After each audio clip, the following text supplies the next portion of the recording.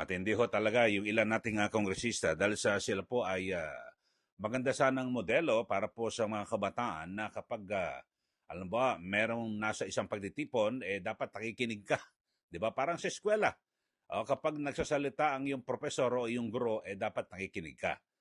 Dito ho, mga kababayan, sa mababang kapulungan ng Kongreso, naku, huling-huli po yung ilang kongresista na habang meron pong sesyon, sa gitna po ng session, kabubukas lang ho ito. Kumbaga sa klase ho, mga kababayan, unang araw ng klase. Dapat alam nyo, ako, nag-estudyante rin ho ako, kapag unang araw ng pasukan, talagang excited ka, di ba? At gustong-gusto mong makapasok ka agad. At siyempre, kapag nagtuturo na ang iyong teacher, guro, or profesor, talagang makikinig ka mabuti. Pero dito ho, iba po dyan sa mababang kapulungan ng Kongreso dahil sa yung unang araw ng sesyon ng 20th Congress, ako, may mga nahuli kam. Kitang-kita po na naglalaro ng online sugal, talpakan, ito nga isabong. Di ba, illegal na po ito, mga kababayan, yung isabong. At again din, may bilyar, may nagpo-poker. Ito, panoorin ho natin itong report na ito, mga kababayan, at para malaman po ninyo. Siyempre, alam nyo, dapat yung mga mambabatas natin, yung ating mga politiko, mga opisyal ng gobyerno, ay dapat magsilbing modelo sa mga kabataan. Pakinggan ho, panoorin nyo ito, mga kababayan. Ng mga issue sa online gambling, nahuli kam ang dalawang kongresista na nakatutok sa online sabong at bilyar sa kanilang mga cellphone. Ang malala, nangyari yan habang may sesyon. Yan ang agenda report ni Mavic Trinidad ng Abante Radyo. Habang busy ang mga kongresista kahapon sa botohan para sa susunod na mga lider ng Kamara, busy rin ang ibang kongresista sa ibang bagay. Hindi nga lang sa ongoing session, kundi sa online gaming. Online sabong at bilyar gaming sa kanilang cellphone ang pinagkakaabalahan ng dalawang kongresistang ito. Tila ito ang pampaalis-inip ng dalawang mambabatas dahil sa dami at haba ng proseso ng botohan kahapon sa pagbubukas ng first regular session ng 20th Congress.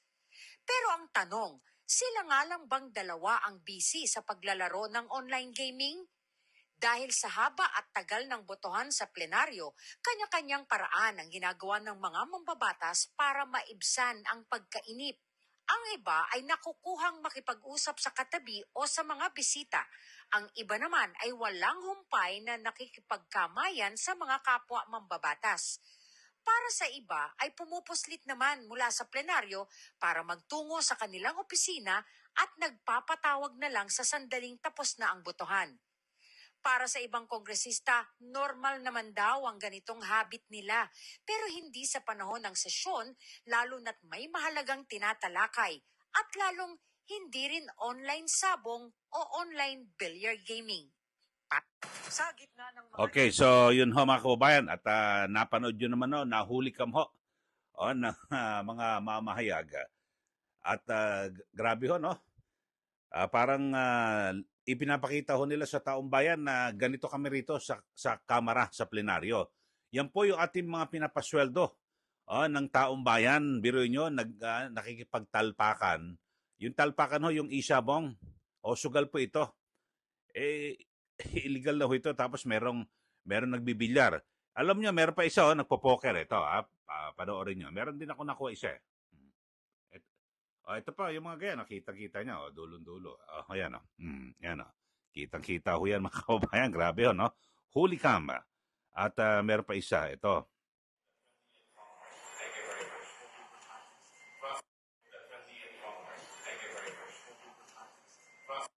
Yan naman, nagpo-poker ho, mga kababayan. So, marami po, no? Pero, kanya-kanya ho silang mga, siguro, pampalis ng inip. Pero alam nyo, nasa gitna ka ng plenaryo, nasa session hall. At maraming tao, ang daming media ho ron na nagko-cover. Pero parang pangit ho tingnan, no, na ikaw ay isang mababatas na sabihin natin, lalo na sa iyong mga distrito, kung ano man, mga opisyal ng gobyerno, ay tinitingala. Pero makikita nyo ho, paano ho yan? Baka gayahin po ito ng mga estudyante at habang nagtuturo yung teacher, makikipagtalpakan, no, mag-iisabong, online sugal, magpo-poker, or billiard. So, tapos sasabihin, sisitahin no ng profesor o ng teacher, bakit ka naglalaro? Nagkikipagtalpa ka dyan sa cellphone mo, nag-iisabong ka, nagtuturo ako, hindi ka nakikinig sa akin. Mamaya baka sumagot ang estudyante, ma'am, ginaya ko lang naman po yung congressman.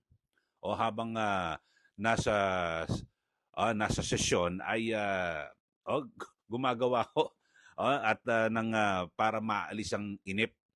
Yun ho mga kababayan. So parang pangit to. Kayo ho sa ating mga suki at sa ating mga nanonood dito po sa ating channel, ano po masasabi niyo ho rito sa mga kongresistang ito na kung saan ay biro mo nasa gitna po ng ng session, inaaliw po ang sarili, maaring naiinip o kung ano man, hindi interesado sa pinag-uusapan sa floor o sa plenaryo. So pero yung iba naman ang ginagawa ho mga kababayan, kung hindi man sa cellphone o iba social media na Facebook o ano man, kasi alam niyo naman ho sa TikTok o yung mga reels, ang dami ho na pwedeng na talaga matutuwa ka at may entertain ka.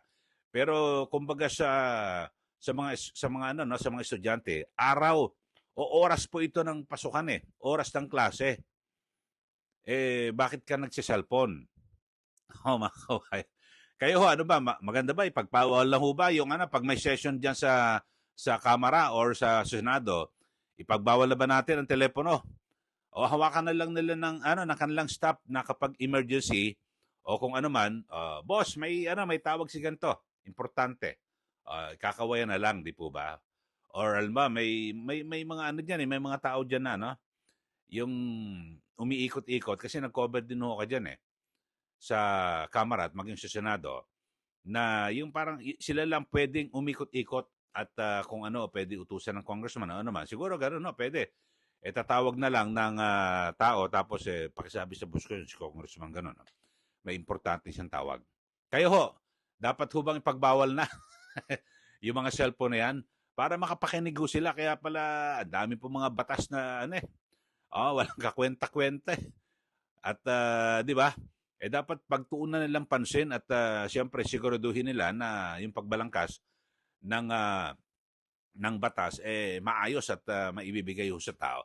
Pero yung eksena na yan mga kababayan, habang nagbobotohan sa pagiging pinuno ng Kamara yung kanilang susunod na speaker.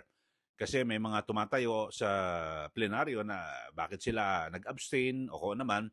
Tapos siguro naiinip po dahil alam niya naman panalo na si Speaker Martin Romualdez So nakipagtalpakan na ho at nag-iisabong. Pero ako ang punto ko ho rito mga kababayan ay parang hindi po magandang ehemplo.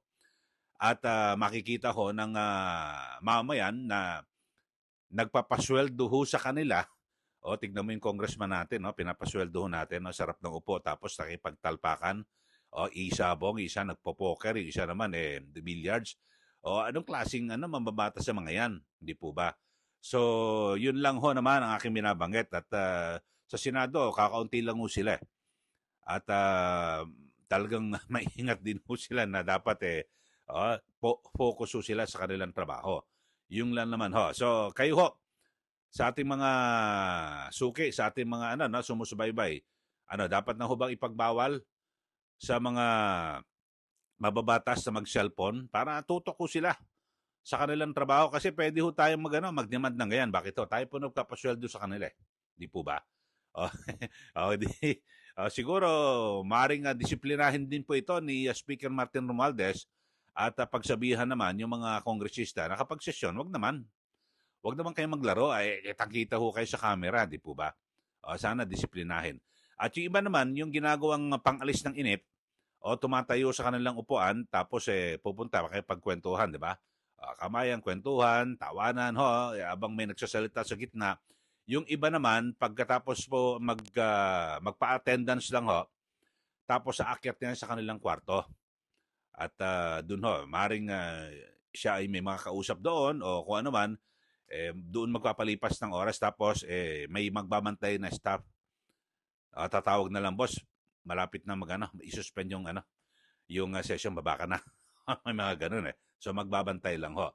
So at least yun kumbaga sa hindi kita ng publiko kung anong kanyang ginagawa. Pero Pero ang pinakamainam mo talaga, mga kababayan, total ginusto nyo naman na maging kongresista, dapat yung ano ho ba ang pangunahing trabaho ng isang kongresista?